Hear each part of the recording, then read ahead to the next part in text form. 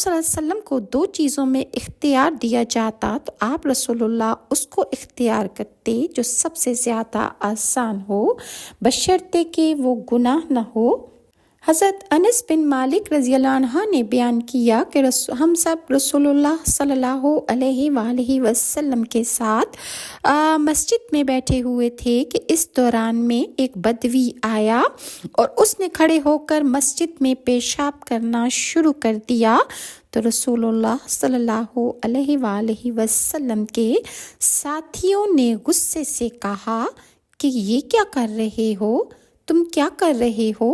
سب نے بہت غصہ کیا اور چاہا کہ اس کو اس کام سے روک دیں کہ وہ مسجد میں پیشاب نہ کرے تو رسول اللہ صلی اللہ علیہ وآلہ وسلم نے فرمایا، اسے پیشاب کرتے ہوئے درمیان میں مت روکو، اسے چھوڑ دو۔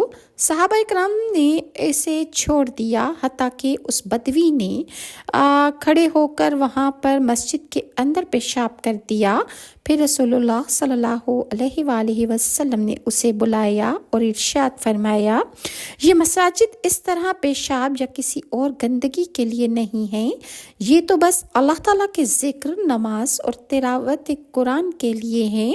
یہ جو بھی الفاظ رسول اللہ نے ارشاد فرمائے، انس رضی اللہ عنہ نے فرمایا کہ پھر آپ نے لوگوں سے ایک کو حکم دیا کہ وہ پانی کا ڈول لائیں اور اس پیشاب پر جو بدوی کر کے چلا گیا ہے اس پر بہا دیا اور جہاں اس نے پیشاب کیا اس کو صاف کر دیا گیا اور اسے رسول اللہ نے نہ ٹوکا، نہ ڈانٹا اور نہ جھڑکی دی۔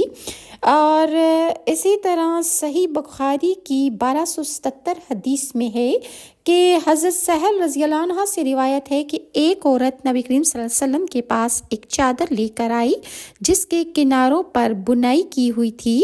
اس عورت نے کہا، میں نے اس چادر کو اپنے ہاتھوں سے بنایا ہے تاکہ میں آپ صلی اللہ علیہ وآلہ وسلم کو پہناؤں۔ رسول اللہ صلی اللہ علیہ وآلہ وسلم کو چادر کی ضرورت تھی۔ آپ رسول اللہ نے اس عورت سے وہ چادر لے لی۔ پھر نبی کریم نے اس چادر کو بطور تہبند باندھ کر آئے۔ ایک شخص نے اس چادر کی تعریف کی اور کہا، یہ بہت اچھی چادر ہے۔ رسول اللہ صلی اللہ علیہ وآلہ وسلم، یہ چادر آپ مجھے دے دیں۔